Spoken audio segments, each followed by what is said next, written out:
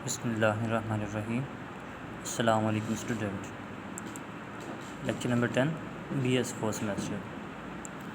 आज का हमारा टॉपिक है मेजरिंग अपरेटस। मेजरिंग अपरेटस होते क्या हैं? ये वो अपरेटस हैं, वो इंस्ट्रूमेंट हैं जो लैब के अंदर हम यूज़ करते हैं रिज़ल्ट्स को मेजर करने के लिए। वो हमारे पास रिज़ल्ट्स वॉल्यूमेट्रिक मेजरमेंट में भी आ सकते हैं और मास के अंदर भी, हम मास भी फाइंड आउट कर रहे होते हैं या वॉल्यूम फाइंड आउट कर रहे होते हैं। उनके लिए डिफरेंट हमारे पास इंस्ट्रूमेंट होते हैं, अपरेटस होते हैं जो यूज़ होते हैं, उनको हम मेजरिंग अपरेटस कहते हैं। कुछ इंस्ट्रूमेंट भी हम यूज़ करते हैं मेजरमेंट के लिए।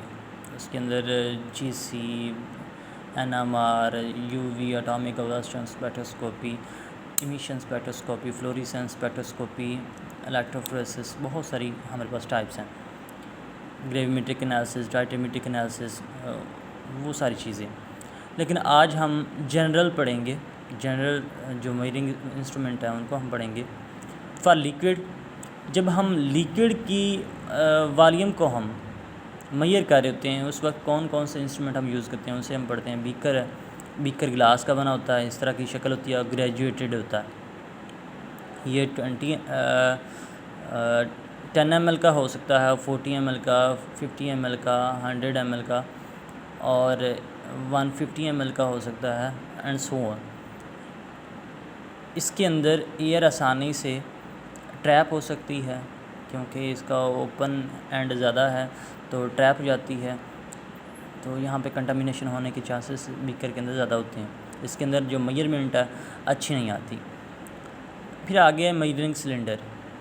प्रिसाइज ये हमारे पास फॉर्म में होता है, बारीक सा ग्लास का बना हुआ है, ग्रेजुएटेड है और ये 10 ml, 25 ml, 50 ml के यूज़ हो सकते हैं। आमतौर पे ये 50 ml का यूज़ होता है लैब के अंदर।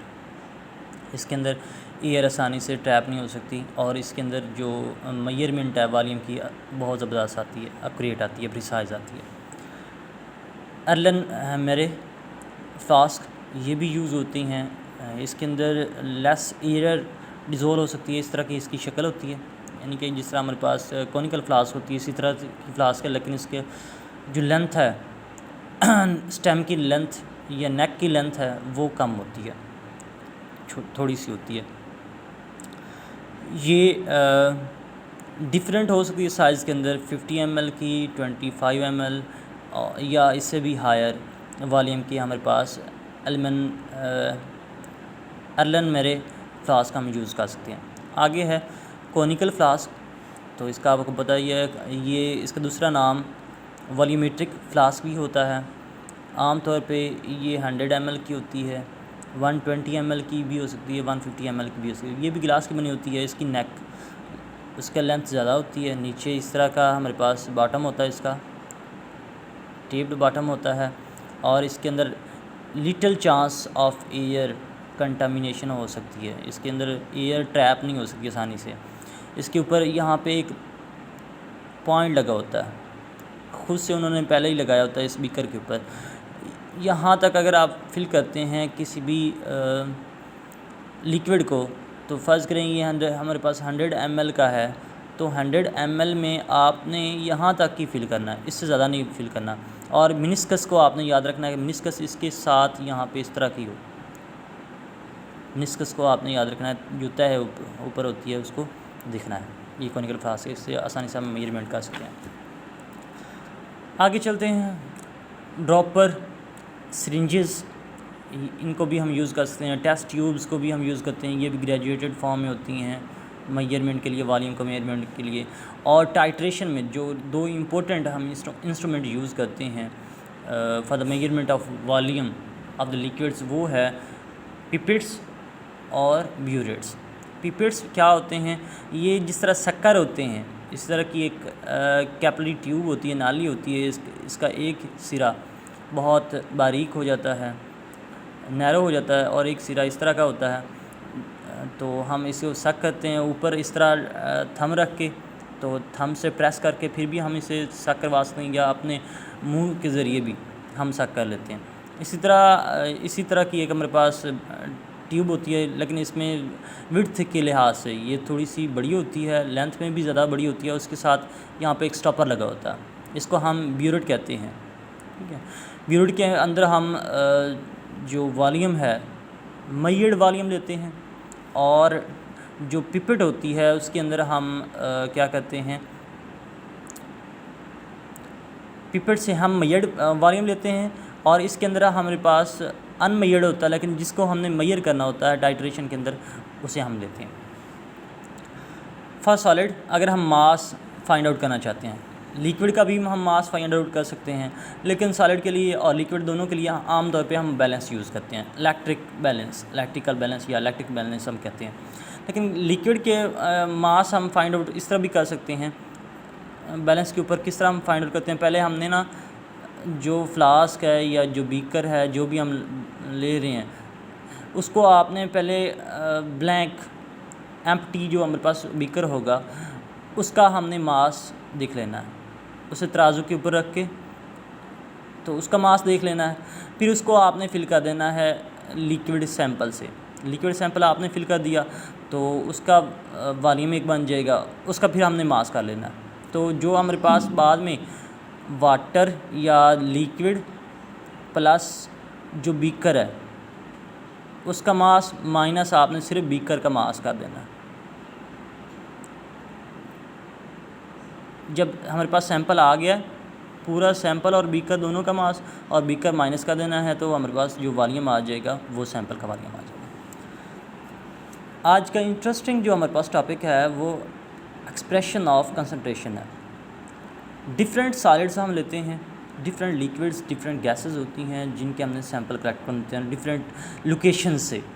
तो नंबर ऑफ़ मेथड हम यूज़ करते हैं, लेकिन आम तौर पे सॉलिड, लिक्विड और गैस के लिए जो हम सैंपल मेथड यूज़ करते हैं वो है ग्रैब सैंपल या क्रॉस सैंपल करके यहाँ पे है क्रॉस सैंपल। ग्रैब सैंपल क्या होता है, ये ब्लैंक सैंपल होता है। हम डिफरेंट पोजीशन से, डिफरेंट लोकेशन से हम स्मॉल पोर्शन ऑफ कंपाउंड और substances we collect and mix them. हम मुख्तलिफ लोकेशन से सॉलिड, मिसाल के तौर पर हम रेत ही ले रहे हैं तो सरा के मुख्तलिफ पॉइंट से हम रेत ले लेंगे और एक ही बीकर के अंदर उसे हम मिक्स कर देंगे, उसे हम फिर स्टिर करेंगे या उसे हम वहाँ पे एक दूसरे के साथ मिक्स कर देंगे, होमोजीनियस मिक्सचर बना लेंगे, तो वो हमारे पास ग्रैब सैंपल के तौर पे काम करेगा। क्रॉस सैंपल, हमने स्पेसिफिक लोकेशन से एक स्मॉल अमाउंट का हमने सैंपल लेना होता है तो उसे हम क्रॉस सैंपल कहते हैं। ये दोनों आपने सैंपल पढ़ लेने हैं, बहुत इंटरेस्टिंग है। आगे सैंपल होता क्या है, नंबर ऑफ सब्सटेंसेस और mixtures are the solutions that go under the analysis card as sample. यानी कि जो चीज़ हम सैंपल के लिए कलेक्ट कर रहे हैं डिफरेंट लोकेशन से, उसे हम सैंपल कहते हैं। कंसंट्रेशन क्या होती है, number of grams of sample or the smallest portion or the aliquot with the measured mass which undergo the analysis called as the concentration। यानी कि ये मास होता है जिसको हमने एनालिसिस के अंदर लेके जाना है। फिर एक्टिविटी और कंसंट्रेशन में फ़र्क है।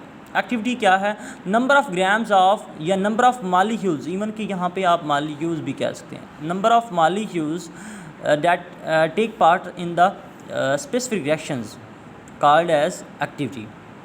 और ये नंबर ऑफ़ मालिक्यूल्स या ग्राम्स ये सैंपल के होते हैं। सैंपल में से कुछ मालिक्यूल एक ही वक्त में वो रिएक्ट कर रहे होते हैं और प्रोडक्ट बना रहे होते हैं, बाकी अभी कुछ मालिक्यूल अभी पड़े होते हैं वहाँ पे। वो जो कुछ मालिक्यूल रिएक्ट कर रहे हैं, कुछ मालिक्यूल वैसे पड़े हुए हैं, जो रिएक्ट कर रहे हैं वो एक्टिविटी कहलाते हैं। और उसका पूरा मास, चाहे वो रिएक्ट कर रहे हैं चाहे नहीं रिएक्ट कर रहे हैं, पूरा उनका जो मास जितना बनता है उसकी वो कंसंट्रेशन कहलाती है। तो यहाँ पे एक्टिविटी क्या है, the number of grams are the molecules of the sample that take part in the specific reactions called as the activity. इसे हम ए से ज़ाहिर करते हैं, अल्फ़ा ये ए से ज़ाहिर करते हैं। Concentration activity may be same in some examples, same भी हो सकती है, लेकिन जनरली तौर पे ये क्या करती है, आम तौर पे ये वेरी करती है। मिसाल के तौर पर ये हमारे पास सैंपल है, हमने एक बीकर के अंदर सैंपल लिया हुआ डिफरेंट लोकेशन से, हमने ग्रॉस सैंपल किया या ग्रैब सैंपल किया तो हमने यहाँ पे उसे मिक्स कर लिया, हमारे पास ये सॉल्यूशन फॉर्म में। तो इससे आगे हमने ये पूरा सैंपल नहीं लेना होता, ये बल्क सैंपल है। एनालिसिस के लिए जो प्रिसाइज या एक्यूरेट हमारे पास इंस्ट्रूमेंट होते हैं सेंसिटिव इंस्ट्रूमेंट होते हैं, वो बहुत कम सैंपल यूज़ करते हैं फॉर देयर एनालिसिस। तो यहाँ पे उनकी कंसंट्रेशन बहुत कम हम लेते हैं, 10 ग्राम सिर्फ इसमें से लिया है। फ़र्ज़ करेंगे हमारे पास 100 ग्राम्स हमने सैंपल कलेक्ट किया था, तो उसमें से 10 ग्राम सिर्फ एक ही टाइम में एक ही इंस्ट्रूमेंट पे हम रन कर सकते हैं या उसमें से हम गुजार सकते हैं। तो 10 ग्राम उसकी कंसंट्रेशन हो जाएगी, उस सैंपल की 10 ग्राम कंसंट्रेशन हो जाएगी। फिर ये जो 10 ग्राम हमने लिया है, तो टोटल एक ही टाइम के अंदर साइमल्टेनियसली टोटल 10 ग्राम वो केमिकल रिएक्शन में हिस्सा नहीं ले रहे होते, बल्कि इन 10 ग्राम में से सिर्फ फ़र्ज़ करें यहाँ पे मैंने 6 मालिक्यूल लिखे हैं, तो 6 मालिक्यूल जो हैं वो रिएक्शन में हिस्सा ले रहे हैं, एक स्पेसिफिक रिएक्शन में हिस्सा ले रहे हैं। तो ये जो 6 मालिक्यूल हैं 10 ग्राम से एक ही टाइम में रिएक्ट कर रहे हैं और प्रोडक्ट बना रहे हैं, तो इस वजह से इसको हम कह देंगे ये हमारे पास एक्टिविटी है, एक्टिविटी ऑफ द सैंपल है। फिर एक्सप्रेशन ऑफ द कंसंट्रेशन है, बहुत ज़बरदस्त और इम्पोर्टेंट हमारे पास ये टॉपिक है, एक्सप्रेशन ऑफ कंसंट्रेशन। तो आज सिर्फ मैं बताऊंगा कौन कौन सी हमारे पास एक्सप्रेशन है जिससे हम कंसंट्रेशन को एक्सप्रेस कर सकते हैं। कल मैं इसकी डिटेल में एक्सप्लेन करूँगा। मोल आपको पता ही है, मोल क्या होता है, मिली मोल्स क्या होते हैं ये भी आपको पता है, माइक्रो मोल्स, ठीक है, बहुत सारी हमारे पास आगे मोल्स आ जाते हैं। मोल फ्रैक्शंस ये आता है, मोल फ्रैक्शंस, ठीक है। इस तरह मोलर एनालिटिकल कंसंट्रेशन या molar equilibrium concentration, percentage wait के अंदर, weight by weight, volume by volume, weight by volume, percentage of sample हम लेते हैं, ये भी हमारे पास कंसंट्रेशन का एक्सप्रेस करने का ये एक यूनिट है। इसी तरह पार्ट पर 1000 पीपीटी जिसे हम कहते हैं, ये भी हमारे पास एक यूनिट है कंसंट्रेशन का एक्सप्रेस करने के लिए। Parts per million, parts per billion, molality capital M से, स्मॉल एम से, नॉर्मेलिटी एन से, और जो हमारे पास फॉर्मेलिटी है एफ से। ये हम डिफरेंट यूनिट्स हैं जिनको हम यूज़ करके किसी भी कंसंट्रेशन को एक्सप्रेस कर सकते हैं। इंशाल्लाह आज यहाँ तक आप करें, इंशाल्लाह कल मैं इन तमाम जो यूनिट्स हैं इनको मैं फर्दर कंप्लीट एक्सप्लेनेशन के साथ वहाँ पे आपके साथ शेयर करूँगा। अल्लाह हाफ़िज़।